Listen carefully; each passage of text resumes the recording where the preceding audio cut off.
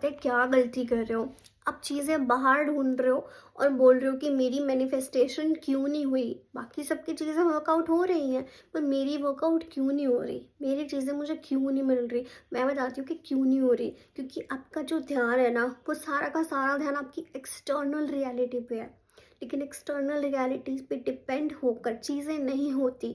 आपको internal reality पर ध्यान देना होगा। आपका माइंड क्या सोचता है, आपके असम्पशंस क्या, आपके बिलीव्स क्या हैं, आप खुद को कैसे देखते हो, आपका खुद का परसेप्शन क्या है। आपको बिलीव है कि मेरी मैनिफेस्टेशन होगी ही होगी, आपको बिलीव है या नहीं है, ये चीज़ बहुत मैटर करती है। आपको बिलीव नहीं है, इसीलिए आप एक्सटर्नल रियलिटी पे ध्यान दे रहे हो, विच इज़ नॉट राइट। ऐसे काम नहीं होता है। आपको एक्सटर्नल रियलिटी से हट के आपको इंटरनल रियलिटी पे, इंटरनल सिस्टम पे ध्यान देना होगा, तब जाके चीज़ें होंगी। मुझे पता है कि ये चीज़ करनी थोड़ी मुश्किल होती है, लेकिन इसके अलावा you do not have any other option.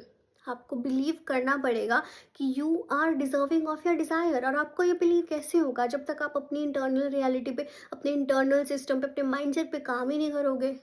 आपको अपने माइंड को बिलीव दिलवाना पड़ेगा कि आप ये डिज़र्व करते हो। आपको अपने डिज़ायर के साथ में सेफ फील करना बहुत इंपॉर्टेंट है, क्योंकि तभी चीज़ें होती हैं, है ना? तो इस चीज़ पे काम करो, अपनी इंटरनल रियलिटी पे काम करो, अपने इंटरनल बिलीफ सिस्टम पे काम करो, और चीज़ें आपको रियलिटी में दिखेंगी, फिजिकल रियलिटी में शो अप होंगी, लेकिन वो डिपेंडेंसी से नहीं होगी।